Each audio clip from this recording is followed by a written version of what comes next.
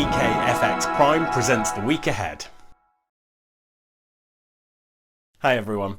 I've been getting a ton of questions about whether interest rates could really go negative in the United States. That's because Fed funds future markets just implied that they will. So I want to discuss what's going on there, as well as two big things that I have in mind for the week ahead in financial markets, which are the Federal Reserve Chair Powell's testimony to Congress and the latest FOMC minutes. But before that, let's kick off with the economic calendar. We've got a Eurogroup meeting on Monday, then an ECOFIN meeting on Tuesday. A breakthrough on joint debt insurance would be huge for the Eurozone and would very likely change what the ECB decides in June. So-called Corona bonds still seem unlikely, but the German court ruling might spur some action from politicians. One for the diary is when Powell testifies to Congress on Tuesday. We've got Cpi data from the UK and Eurozone, where the crash in oil prices in April could easily take the month-over-month changes in consumer prices negative, which is just what happened in the US CPI. That's followed by the FOMC minutes, and we round off the week with the first set of Eurozone PMIs for May. Now, before I discuss what negative rates could mean for markets, can I ask that anyone preparing for the week ahead, watching this video, and working hard to be the best trader that you can be, give yourselves a pat on the back and click the like button on this video.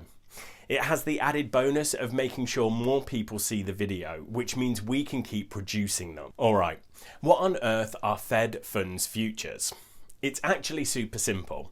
They work like any futures contract where the price reflects where the market thinks the underlying price will be when the futures contract expires. Well, instead of it being, for example, an oil futures expressing where oil prices might be when the contract expires, it's the market opinion of where the federal funds rate, the interest rate set by the Fed, will be at the time of the contract expiry. It's pretty easy to price too. It's 100 minus the expected Fed funds rate at expiry. So say interest rates are expected to be 0.25% when the June contract expires, then the price of the June Fed funds futures will be somewhere close to 99.75. But here's the odd thing. The price of some 2021 Fed funds futures flipped over 100.